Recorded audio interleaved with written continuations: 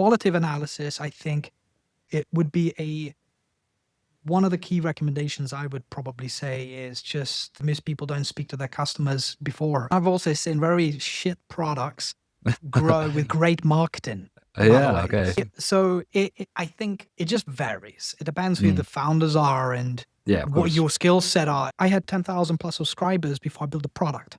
And I realized, wow, I didn't realize people's copy actually production sucked because there's so much content in the world. And so that was a key validator point where I went for it. We experimented all these channels, and it was really down to, firstly, the product, because any channels and people you speak to, at the end of the day, none of it matters if your product doesn't solve a key issue that the market needs at the time. Hey, welcome to the Message Market Fit podcast. I'm your host, Chris Silvestri. This is the show where we chat with B2B SaaS folks, marketers, product leads, growth owners, and founders about how they join the conversation already happening in their customers' mind. We unpack how they think, how they research, and how they shape messages that actually move the needle. No fluff, just systems, insight, and strategy you can actually use. Quick note before we dive in. This podcast isn't sponsored. It's supported by Conversion Alchemy, my own consulting business. So if you're listening and thinking, I wonder how aligned our messaging actually is, check out the Message Market Fit Scorecard. It's a free diagnostic tool I built to help B2B SaaS teams pinpoint exactly where their messaging might be breaking down. You'll find the link in the show notes. I'm excited about my guest today, Besnik Vrellaku. Besnik is the founder and CEO of Salesflow.io, a platform that powers sales and marketing leaders with GTM software for prospecting and lead generation. In this episode, we chat about Besnik's journey bootstrapping multiple startups, his approach to validating product ideas and achieving product market fit, strategies for effective messaging across different customer personas, and his philosophy on growth hacking that helped him scale his business to millions in revenue. Let's dive right in. Hey, Besnik, thanks so much for being here. Welcome to the podcast. Hey, Chris, pleasure to be here. Nice to meet you. Awesome. So I have a lot of questions about your experience bootstrapping, investing, or some of the mindset as well, and trying to frame it around the messaging strategy potentially for your companies. Let's start with Salesflow.io. Can you tell us, listeners, what you do, who the company helps, and a bit of a background and overview? Sure thing. Firstly, I'm Besnik. I'm the CEO and founder of Salesflow. And I'll tell you a quick story about Salesflow really briefly, because I've done since university days, so Bootstrap is so many different companies, over 10 different MVPs. And what I realized about all these MVPs over time is that, especially in the B2B world, that each ultimately needed growth hacks or a particular level of growth that generates leads and opportunity at extremely low cost. Because we know that a lot of companies out there that don't have all the advertisement budgets, they may not have all the manpower, the VC money, all the things that come with growing a business. So that's when I was like, okay, look, I want to create something that will really support small and medium-sized businesses to grow cost effectively. And that's where Salesflow came about. I wanted to leverage this emergence of social selling, first and foremost, okay?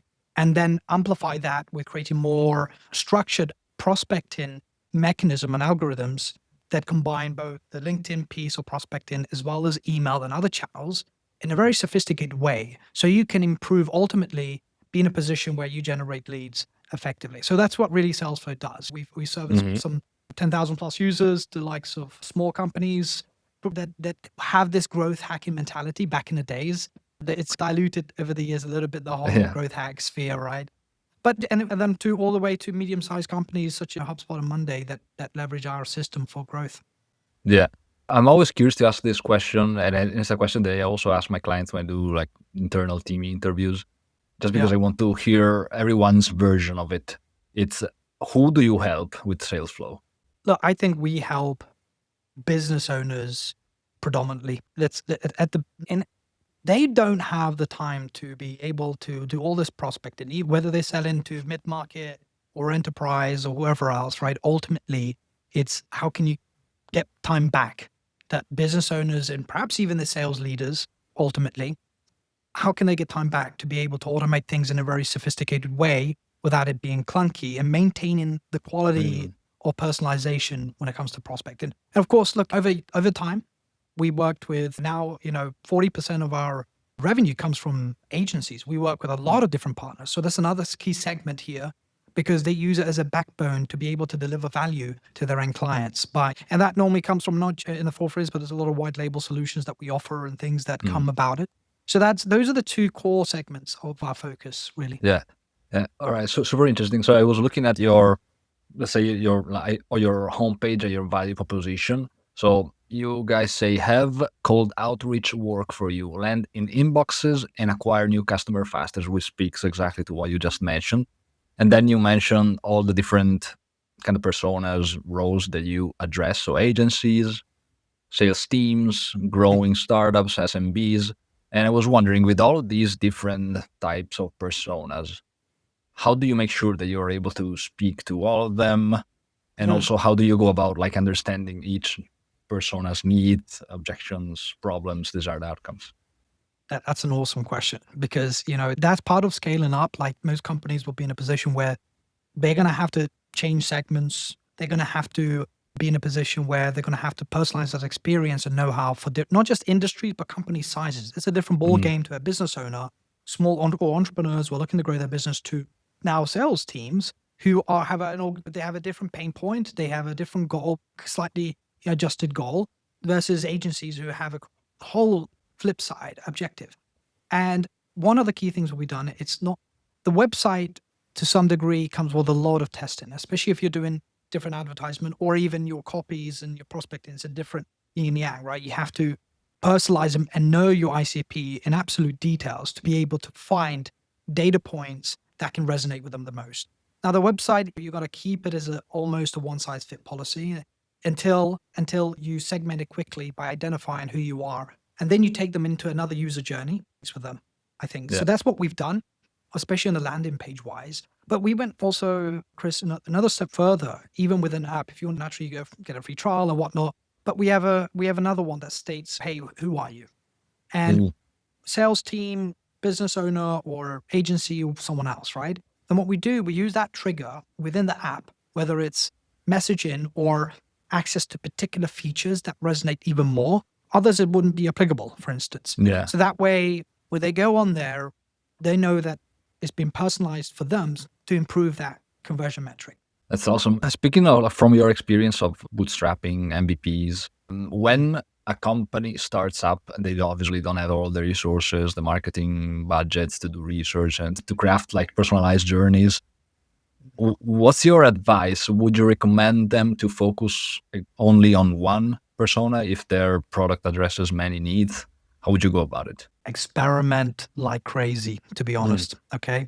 Because who you think your customer might not be the one that has the highest LTV, has the quickest cycle, is going to offer, is going to fall in love, especially at the beginning, those that are getting passionate, like early adopters, because some customers can be your customers, but later down the line, perhaps. So I think get an hypothesis, but we've done a lot of hypothesis testing in copy for ICPs. And because it can make or break a company. If you're not getting revenue and you're targeting the wrong people, we all know that you're going to be burning time and never mind leads and opportunities for the future. So I think it's just about setting we did a lot of different templates and beyond on our site where you can actually distill all these hypotheses on our A/B testing, so many variants. I'm talking up to 30 different variants. And I'm not saying 30 segments, but what you'll find is within even one segment, you will come to a point where that segment will have a different decision maker. It could be a different region because you might resonate better with different regions. So then you distill them even at that level. If you really want to take product market fit seriously or find the right persona, I think you're going to have to experiment like wildfire, really. Yeah. What are your favorite methods for testing messaging? And also if we can those initial stages where maybe companies don't have a lot of funds to spend on, like spending on ads, for example. Here's one thing that we did is we did a lot of interviews, for instance. Like you can make assumptions about who your ICP is and that's one tactic to get that data and that insights that maybe you're seeking for.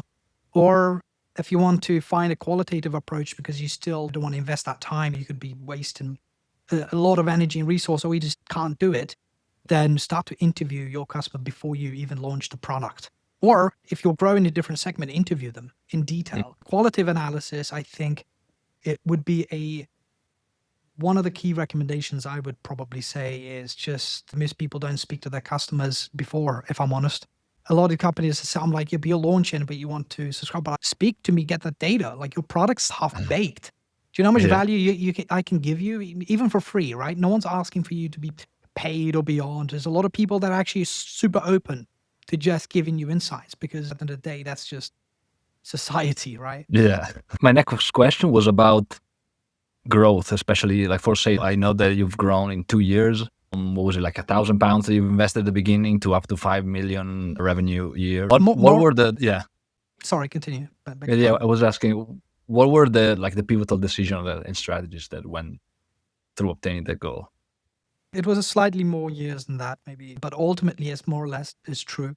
Look, the strategy came from I was just used to bootstrapping. I wasn't really accustomed to being dependent on external money, and that gets you thinking really differently. I remember this guy, and I don't want to digress here to your question, but some guy came up to me once. Says, "Hey, I'm like, I'd love your advice." I'm like, "Why do you want my advice? There's so many people here, like even more successful." He said, "Yeah, but you're bootstrapped." I was like, why bootstrap? Because how important it is to become resourceful with absolutely to zero to very little money. So I think one of the, maybe it's a blessing in disguise maybe for the future, but it's not easy for a lot of people. But I think going back to growth hacking and beyond, because of those 10, that allowed me, not all were successful, by the way. It takes a certain caliber of individual to want to continue to do that. And I think that's why it's important that at the beginning, whether you like it or not, you still need to experiment. We talk about copy, but now it's about channels. It's about how much research are you doing to understand what potential new channels exist, because normally new channels out there tend to be some of the lowest costs growth strategies that you can capitalize on. Remember Clubhouse? People used to try and get audiences, and it was a fad and disappeared. I'm not saying that, but we tried it. We got some initial traction, then obviously it faded away. Great, whatever. We at least we turned up a little bit. But at the beginning, we experimented all these channels, and it was really down to, firstly, to be honest with you, the product, because any channels and people you speak to, at the end of the day, none of it matters if your product doesn't solve a key issue that the market needs at the time. So we focus primarily on key influencers and partners that we worked with. Okay, that's number one, because they are able to distribute, especially at a low entry price point of a SaaS, right? PLG. They're not going to be paying $1,000 a month. They're paying $99. And so you can't just go outbound to corporates until, if you need money, especially at the beginning. So you need to work with that scale audiences, and that's through influencers at the beginning. Okay. So that was the first thing that we did. And a lot of it came from Facebook groups. Some of it came from LinkedIn generally. So that's the first one, came from that. And then secondly, as things started to boil through, I'm talking about where the real growth happened, the trajectory, the kind of the level of growth, the catalyst for that growth was really that scale. But between then to survive, to continue the initial very early folks that we had in the business, we done prospecting to ultimately ourselves using Salesflow. We managed to then focus on higher AOV deals for outbound rather than just 99, because how many messages you had to send to be able to just. So then we started going to upper size. We improved the product, and we just maximized heavily across different sales reps that we wanted to hire, and myself and beyond. And then that added an additional layer of growth, because this was 5 years ago, by the way, actually. Okay. So, and then the response rates then were double to what they are now. Let's be frank. But that's one of the key things. And the rest just came from very smart diversifying channel risk to ensure growth exceeds. And then because there's so many, right? I think that's why you have to, then one of the biggest other important factors is expansion opportunities, because as you start to get to that 1, 2, 3 year mark, what you start to realize is your expansion opportunities are even more than your net new business.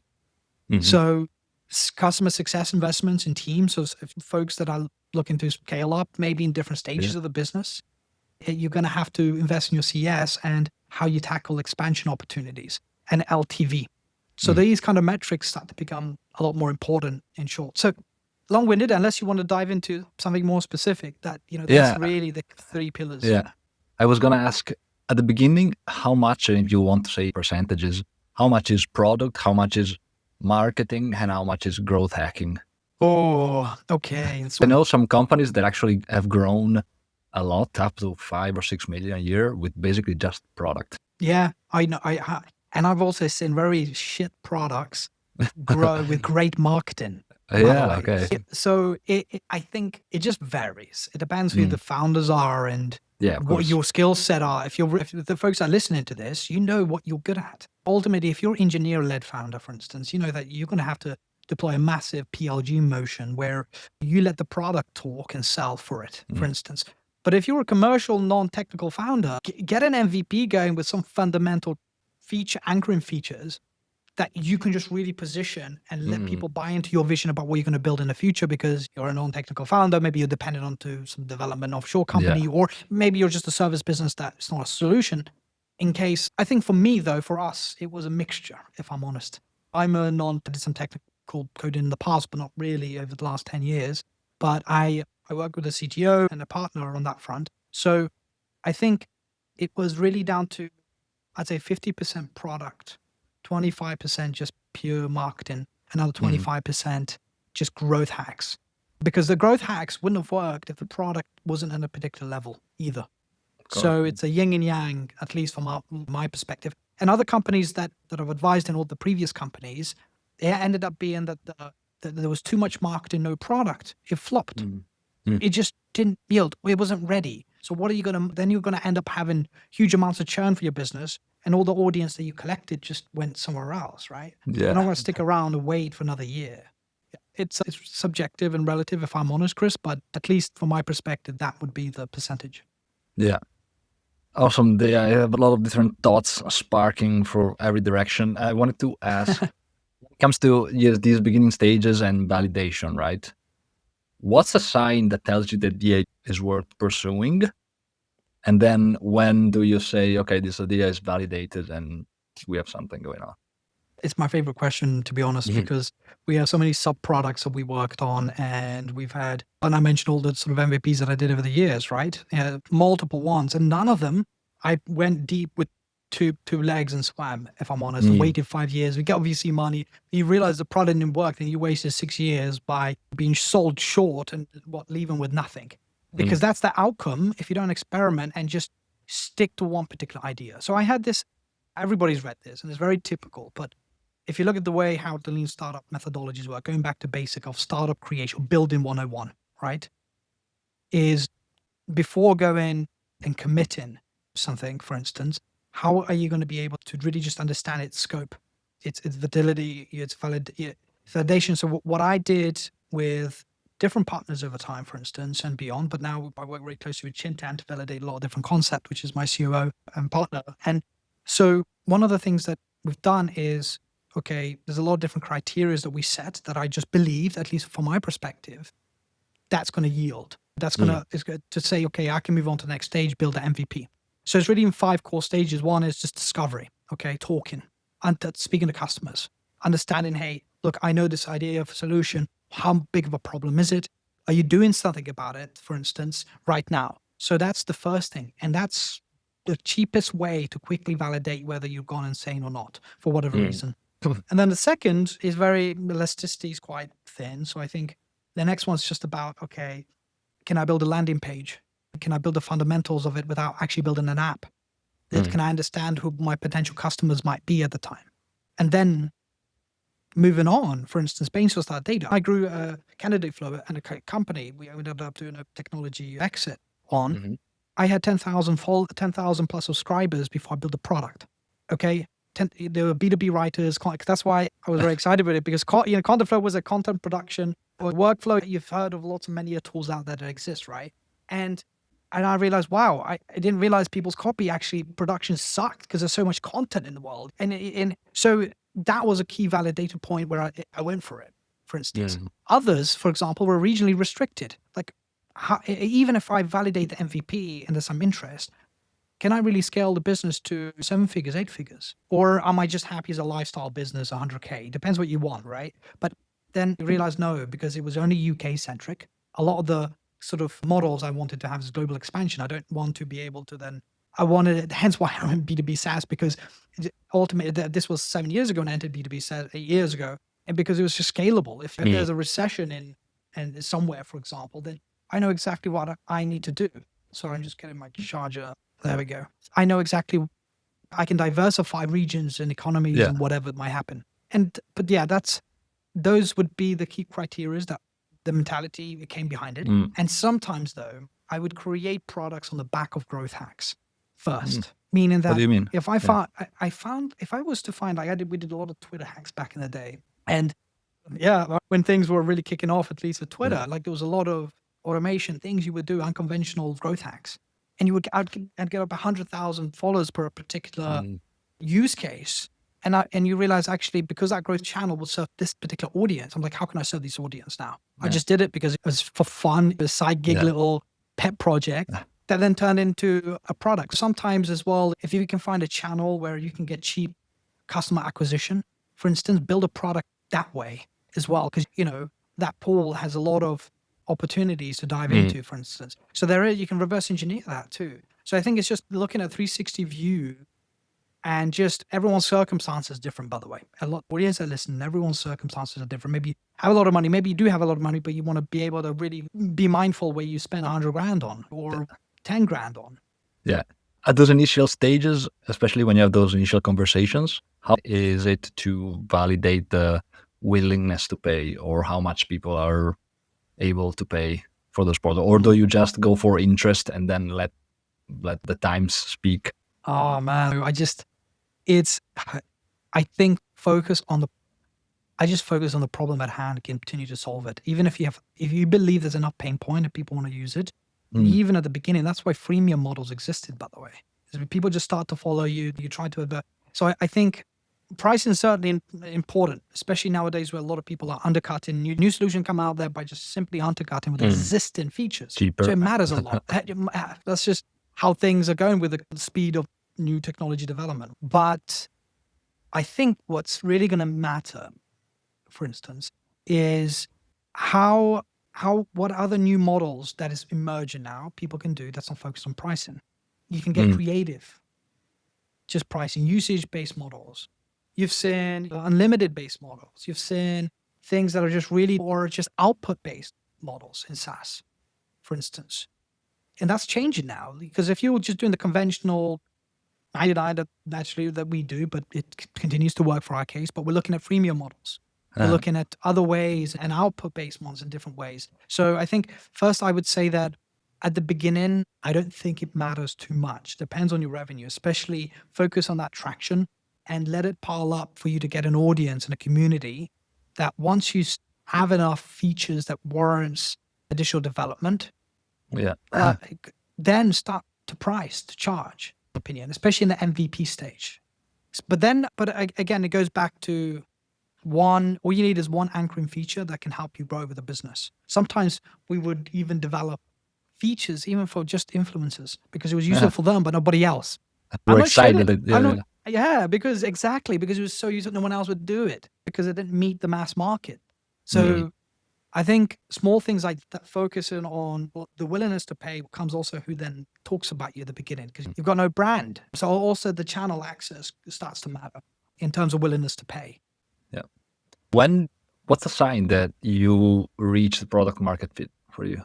And thinking about the companies that you started. And top of mind, it's ultimately a workflow change improvement that you offer to customers. If you know that these guys offer that you can really impact their workflow in an organization, putting aside all the glory niggles, ultimately you are an innovator to support other businesses in their workflow automation, whether it's internal, external, whatever department. So I think if you can validate that your puzzle fits into their workflow stream, and there's a key statistics and study, by the way, that's why people have case studies, because you come to a point where you're reviewing that, and these guys ultimately see a massive fit and usage, and you're seeing these numbers come out where there's time, you're saving the money, you're maybe making a more productive workforce, or simply there could be so many other reasons. But if you can find out these 3 or 4 key pillars of impact that you have in a business, and you have 2, 3, 4 case studies, for me, that's a strong sense of product market fit, because you are naturally there to streamline or improve something or just change for the better. So I think that we did that with a very complicated product once. We had Vision.com, for instance, a financial modeling platform, not easy to sell. It's like, how are we going to, it's such a new, whole new product, really disruptive in its way, because it would literally change people's usage of Excel in companies. Can you imagine trying to change people using Excel? Like, you might as well take candy from a baby, because then it starts crying because it's not good. That's a massive change. So I think what we did there is we then identified actually that some departments, product market matters more. And then we did a study directly. We reviewed the statistic. We didn't even offer them any price in the beginning, because we just wanted to see, hey, before starting to raise some serious cash or money, VC money beyond, we wanted to know, really, do we want to continue this business moving forward? So a lot of data points came back to that, to state that. And of course, it's very easy to say, and do they stick around? Even with Salesflow or our other tools, are your customers sticking around after 1, 2, 3 months? So just because you got them back, oh, hey, we got promo. No, after a year, you might have mass churn. I've seen companies advised, they got all these annual deals because they got buzz, and they realized 50% drop in churn. They were hit with a bombshell. So what are you going to do then? So I think it takes a few years to really find even concrete for the next 10 years, but you can sell this product, in my personal opinion. That's a true validation point. People think it's 1 or 2 months. I think it could take up to 12 to 24 months really to say confidently that you have a solution permanently for the next 10 years you can continue to improve on. Yeah, I love it because it's not as simple as, for example, the classic Sean Ellis question: how disappointed would you be if platform would disappear? The percentages. I love it because it's more of taking the perspective of the user, the customer, and actually listening to that, to their actual feedback. So it's more of a qualitative way for gauging product market fit, but then a quantitative one, which is really interesting. And that's why, it might take some more time, but it's probably a more accurate idea. Well said. Yeah. And I wanted to ask, how do you get your product ideas? Is it more of a scratch your own itches, or how do you find them? Oh God, it's like saying, how does an artist paint come out of his imagination? Out of the ether. But it's whether it's channels or others. I think experience typically yields the most. For instance, I think you need to expose yourself, relevant industries, work this, you need your mind. How does AI train to get better ideas? It uses data modeling, whether it's synthetic or original data models, to improve its ability to think and come out with ideas. I think it's no different to humans. What information are you exposed to be able to come up with and ultimately find more creative solutions? So I think because I got into work since I was 13, 14, so I was exposed to working for so long. And I think just over time, all these MVPs, I was just access to so much data in the startup world, personally, in my own experiences, because emotionally it also matters, but also you conditioned your mind just to problem solve. Because once you just come through, you see a problem, you always think solutions, right? Or as entrepreneurs, that's like a kind of a natural instinct. But I think it's being exposed to experience as much as you can, treating yourself like your own AI model. Where can I learn? And what else can I do to include it? So I think that's the first thing. And I'm more philosophical than experience, but the next one is a bit more purpose driven, right? Consciously looking for ideas as opposed to sporadically, for instance.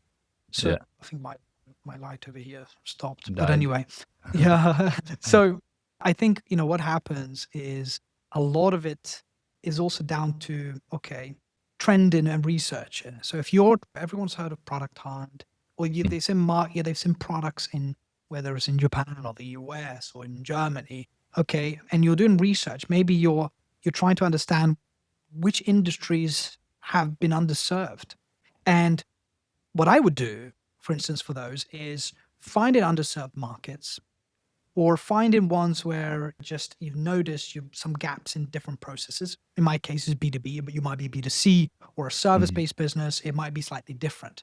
But to those in B2B, is how can you identify and learn from different regionals because they might have done things that other regions haven't, and it's always the case, to be honest.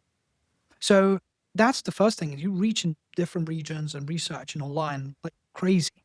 So you're just training your own self. Again, it's Yeah. super weird to just consider yourself as an AI model, by the way, but it's true. It's true. So how much research are you looking purposely on trends?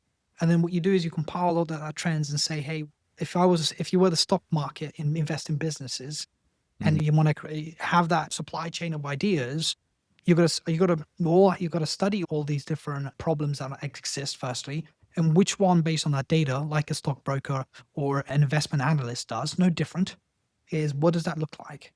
And I think and then the rest of it's just based on your appetite for the market and competition and your likelihood of actually achieving it and hitting it. So I would say that would be the second core thing. And then thirdly, I want to add here, because a lot of people come from different backgrounds listening to this, it's some people have spent 20, 30 years in their industries. They know more about their particular domain than I would researching the internet, by the way. Yeah. Okay. And I've said, I speak to a lot of friends. I'm like, yeah, he's a great sort of mathematician in a lot of analysis. I'm like, yeah, but why didn't you use that know-how yourself to create a product so others could get the results that you'd be getting, create a solution out of it? Because I wouldn't be able to do that because I wouldn't know. That's not my domain expertise. So I think also, how can you, as an individual, or maybe there's other business ideas, how can you capitalize on your domain expertise that no one has? That's a value add nobody else has. Because they need maybe 10, 15 years of experience before they can come to understanding that solution. So I think that's the third way to look at ideas and just narrowing down your focus. Because going too broad can also I met a guy who was doing something completely off for their own expertise. I'm like, why don't you just solve a problem in your industry you spent 20 years on instead of going to another industry that you're just learning from scratch? Yeah. Like the chances of success, they're just decreased or increased if you were to do it. Yeah. So don't do like myself, where I went from software engineering to copywriting. Well, hey, that sounds more. That sounds more like you were sick of writing code and wanted to write. True. Are you stuck a bit? Your video is stuck. Oh, it must be my video. Can you hear me? Yes, I can hear you. The video was a bit blurry. Should be fine now. Okay, it's fine. Is it better now? Yeah, good. All right, sweet. Sorry about that. No worries. All right, so just last couple of questions. So we spoke about finding ideas because I also wanted to connect to this other topic. We spoke about product market fit, and I wanted to talk about message market fit. So it's easier for founders who maybe are scratching their own itch, know their audience, know their space. Like you mentioned, they've been immersed in it for ages, and they can also speak like their prospects, their customers. What about if you're entering a new field? How do you think about getting to that message market fit? So when your message actually resonates with... I'm so sorry. Just give me just a second. I just No problem. apologies, Chris. Gotta try different options in cable, like 3001 cables. I wish someone solves the cable problem nowadays. Like That's the business idea. I just get annoyed. There's no solution for it. They just have to buy more products. Just make everything chargeable. There's a thing actually. There's an idea. Where they're using satellites to be able to create beacons for automatically charging phones and systems across the board. Oh, So that's an interesting one too. Cool. Anyway, but sorry, back to your question. I did listen. Excuse me. I think you were talking about how can companies ensure the right product message market fit, message market fit. Yeah. Message market fit. It's an important one. And I do like your ethos on this, because I think at the very beginning, for instance, when you're doing all these testing of ICPs, you're doing all the tests of products, for example, you'd be shocked of how bad you can communicate what's really underneath the bunker or bonnet. I don't know why I said bunker. But so I think first and foremost is, again, it goes back to trying to resonate messaging with the right decision makers, perhaps. Because if you're speaking to maybe one guy doesn't care about a particular pain point, maybe there's another pain point. Because if you were to distill, again, going back to our conversation earlier, if you were to distill all the different pain points and problems that you identified in customers, some will not resonate with certain pain points because of their title, because of their market, for example.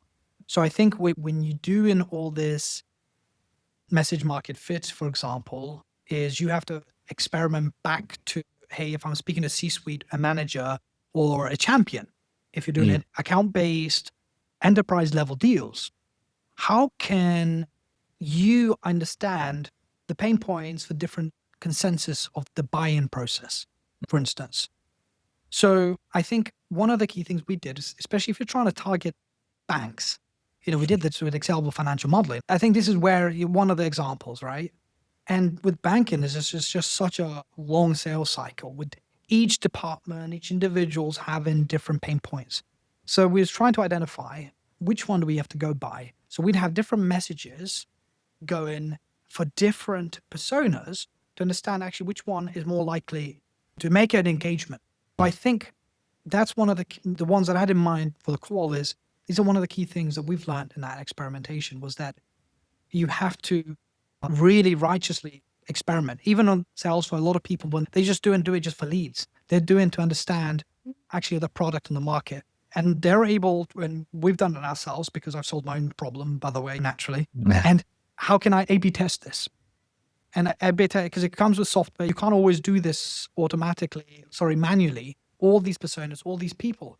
So I think you have to really get enough data points at your database to target all these people, divide that data accordingly, and then see the results statistically and comparing it directly onto a dashboard that says, actually, we've got the most meetings from this persona.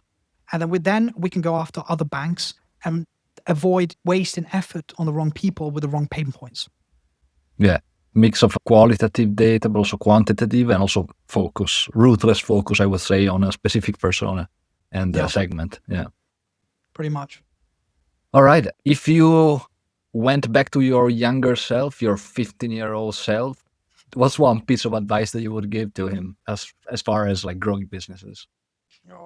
I would have said seek more help, actually, because I realized I barely had any mentors over the years, if I'm honest. I was bootstrapping just what my mind and my room research. I learned through people indirectly. I realized my first venture was when I was 17, for instance. Apart from schools and beyond, for example, you're not really, what are you going to do to speed that learning gap, to speed that trial and error that comes with growing businesses even at a younger age? Or even now, a lot of people just starting out, like ultimately. And I think that might fast track you. You have to push people. And over time, I started dabbling onto other folks that are one step ahead of me to try. And it's like having an older sibling, ultimately. Like, why can you understand the footsteps or at least have some blurry vision to what you're about to step into, either to mitigate it or double down on? Because I could have hit this business probably even much shorter time than I am right now, for example.